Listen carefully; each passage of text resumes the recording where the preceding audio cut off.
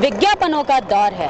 TV देखिए या अखबार खोलिए, विज्ञापनों से भरे दिखाई देंगे। यहाँ तक कि एफएम का वॉल्यूम बढ़ाइए, हर गाने के बाद विज्ञापन ही सुनाई देंगे। इनके अलावा एक और विज्ञापनों की दुनिया है, होर्डिंग्स। सड़क पर भले ही चलने के लिए जगह कम पड़ जाए, लेकिन होर्डिंग्स की जगह पर कोई फर्क नहीं पड़ता है। संघात के इस सफर में चलिए मेरे साथ और जानिए होर्डिंग्स का सच।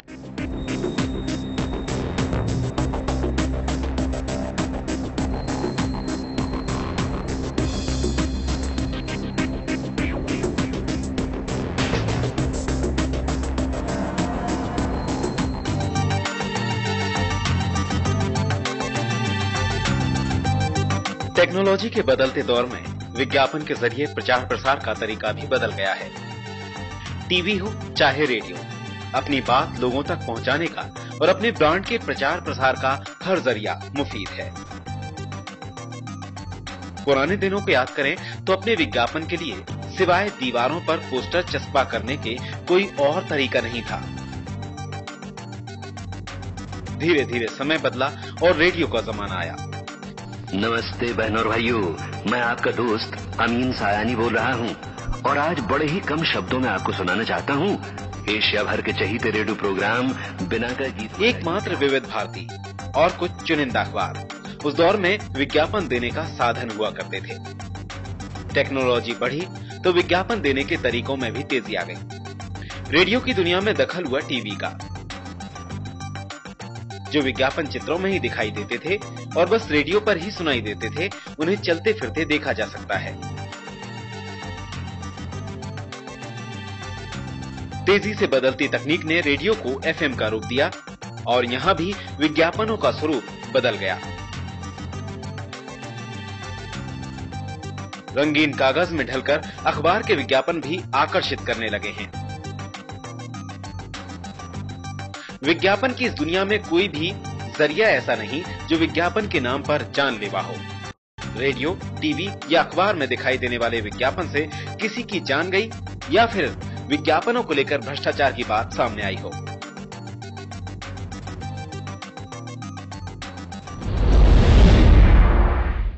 टीवी में दिखाई देने वाले विज्ञापन या अखबार में छपने वाले विज्ञापन के बारे में आपने कभी ये भी नहीं सुना होगा कि वो विज्ञापन अवैध रूप से या नियमों की अनदेखी कर दिखाया गया है। लेकिन आज हम आपको जिन विज्ञापनों के जरिए के बारे में बता रहे हैं वो अवैध भी हो सकते हैं और अक्सर जानलेवा भी है। जी हाँ, हम बात कर रहे हैं होर्डिंग्स की। सबसे पहले बात करते हैं जानलेवा होर्डिंग्स की।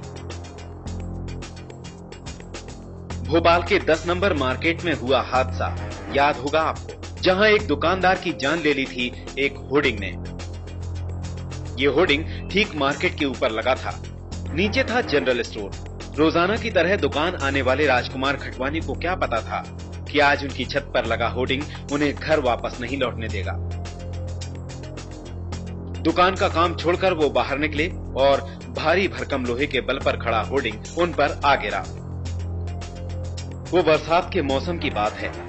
सीना तान कर खड़े होर्डिंग की मजबूती का अंदाज इसी बात से लगाया जा सकता है कि तेज बारिश का हमला सहन नहीं कर पाते ये होर्डिंग्स।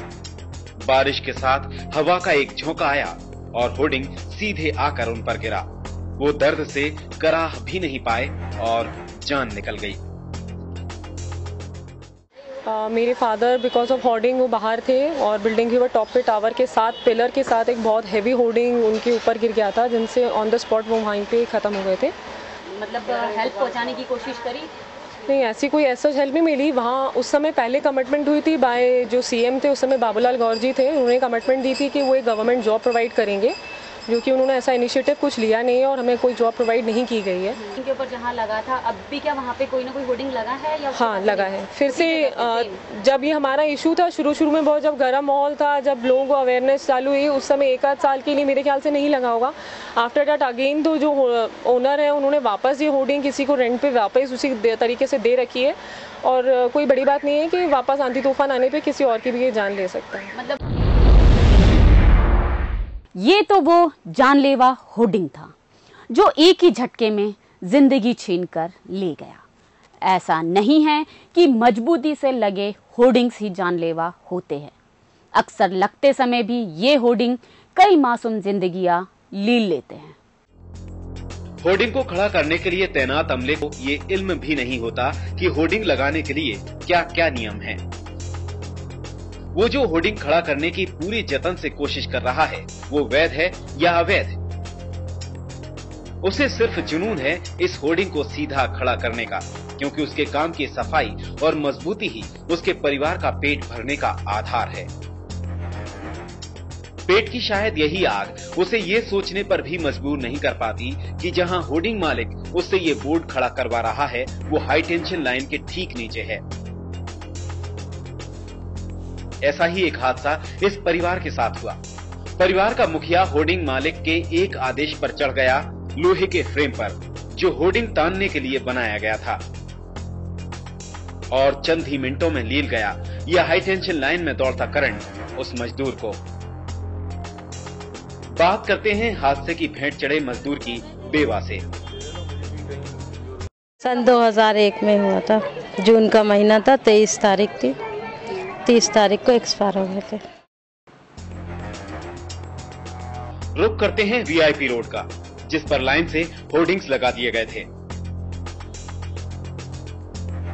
और विरोध के चलते उन्हें हटा दिया गया।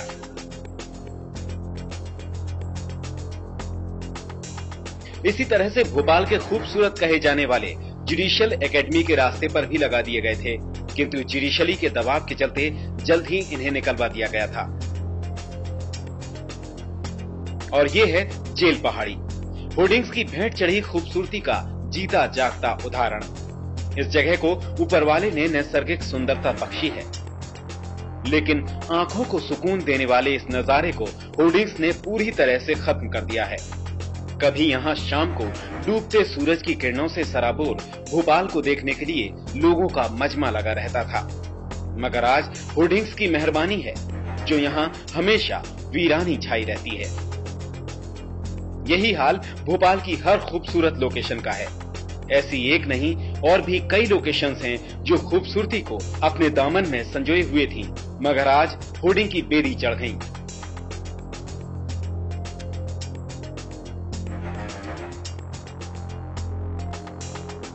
भोपाल की कुछ जगहों की पहचान उसकी इमारतें हुआ करती थी, जिससे उस इलाके को एक खास पहचान मिली हुई थी।